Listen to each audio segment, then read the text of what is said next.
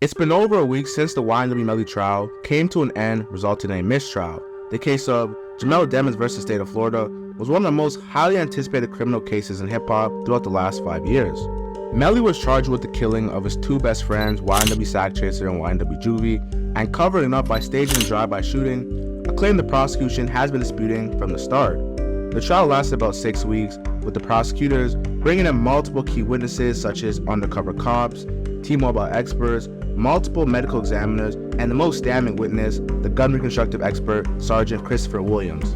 This case was all based on circumstantial evidence that pointed Melly as a shooter, according to video surveillance footage of him entering the left side of the car, the same side of the vehicle Sergeant Williams confidently believed the shots came from based off ballistic evidence. Melly has been in jail for the past 4 years, fighting for his life, literally, as this is a death penalty case. With the state failing to find him guilty, when they retry this case, which they 100% will, the death penalty would be so unlikely. A combination of this trial is lowest information that they were drowning the jury with, and the jury was basically bored. In the first couple hours of jury deliberation, they were in a deadlock and couldn't make a decision. After 16 hours and 4 minutes, the court reached the verdict of a hung jury. But let's get into everything that went wrong on both sides, leading to the waste of time and state resources. The trial began the second week of June, and the first 2 weeks, the prosecutors had an extremely weak case, so it seemed. They brought Melly's I did that message that he sent on Snapchat, which didn't have any context, so it held no weight. Melly didn't have an alibi for his whereabouts at the time of the murder, so he used Bortland's story of driving his two friends to the hospital to basically back his story. Prosecutors never looked into any of the suspects, almost as if Melly was their guy from the beginning. After investigating the gray truck that was shot up, they found a shell casing inside the vehicle, as well as gunshot residue on Bortland. Bortland was the only one that drove the two dead friends to the hospital, where he changed his clothes because he had blood on him. The defense attorney representing Melly, David Howard, did an amazing job poking holes in the prosecutor's opening statements and argument, expressing how the police failed to actually do their job solving the crime, and they're painting Melly as their fall guy. It's like, you have two people that survived the shooting, why is only one being investigated?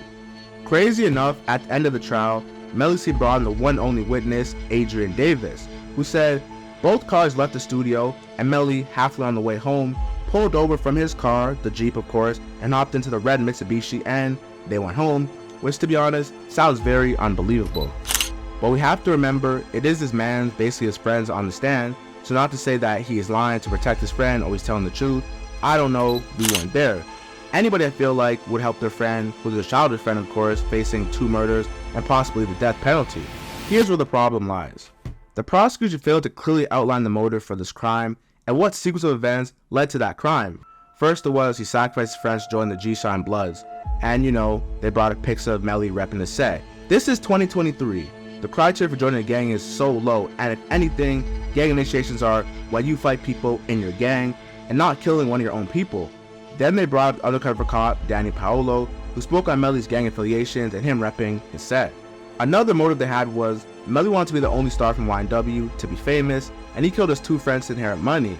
Now, there have been talks of Melly and his friends selling YNW for licensing for $500K. Melly would get $200K, Sasha would get $200K, and Julie would get $100K.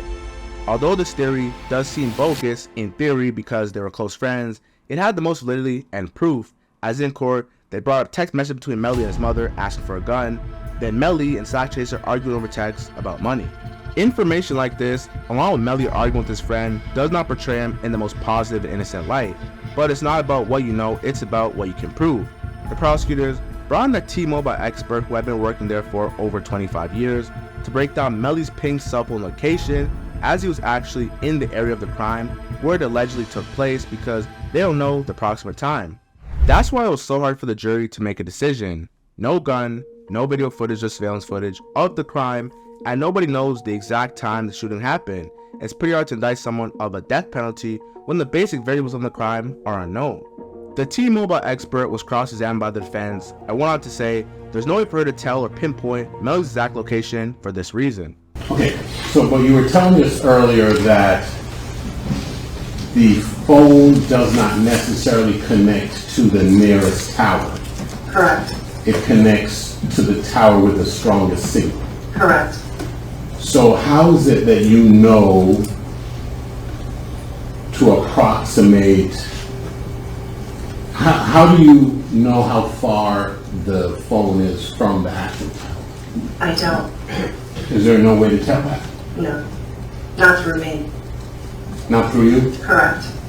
And how do you know if the tower that the phone connected to is the closest tower or the one with the stronger signal?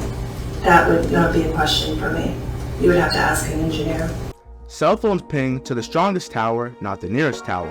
So the whole testimony by her is useless because it doesn't provide any accurate info of Melly's whereabouts. Then they brought in the crime scene experts who worked the scene the night of the murder, who basically admitted to using the same pair of gloves at the crime scene, so touching the car, the shell casing, the broken glass, essentially risking cross-contamination of the crime scene by using the same gloves, which basically shows that there was lack of due diligence in this whole crime scene process.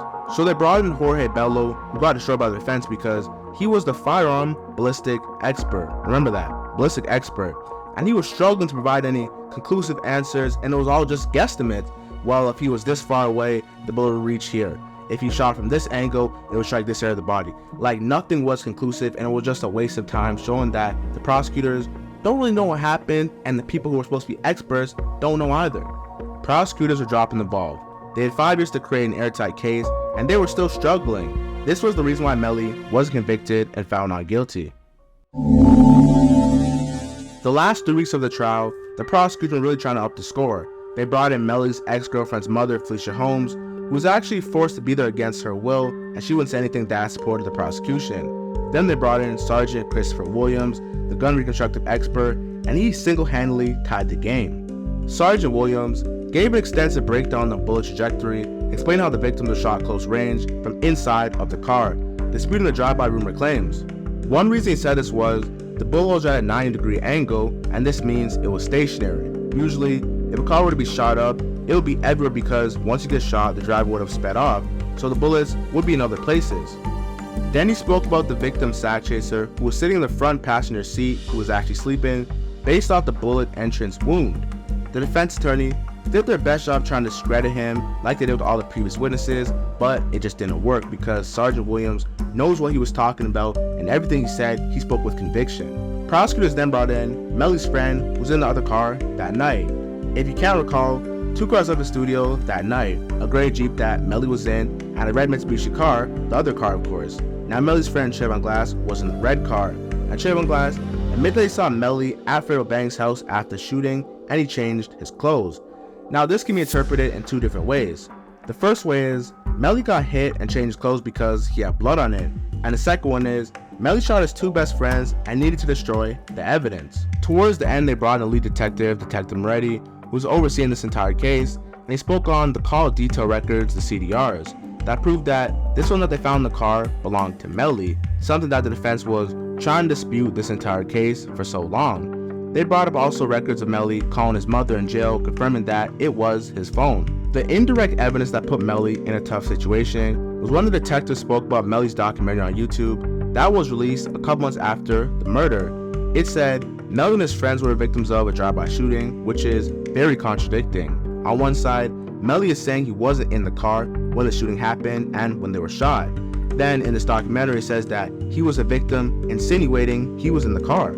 A bit of discrepancies, which makes you think you don't know what to believe. Detective Melly also isn't the most innocent person either, as he actually threatened a 100K track Melly's manager to deport him back to Haiti if he lied or anything that could support Melly in this case. So it looks like everyone is playing dirty. This trial truly came down to the battle of the experts. The mistrial puts both parties at a disadvantage, but the defense is at a bigger disadvantage because going forward, the prosecutors already know what they're going to say and how to combat it. Picking a jury is not going to be easy for the next trial because nobody wants to sit through this trial that they already watched, as well as how do you know that the next jury might not have already watched this trial and picked the side that's already biased. They might go into the trial hearing all the information that obviously is presented in the court, but still have an idea of a bias towards the decision of who they think is guilty based on what they saw in the previous trial. If Melly gets out on bond and does a couple shows, he will be selling out arenas, and the younger generation will be in the palm of his hand.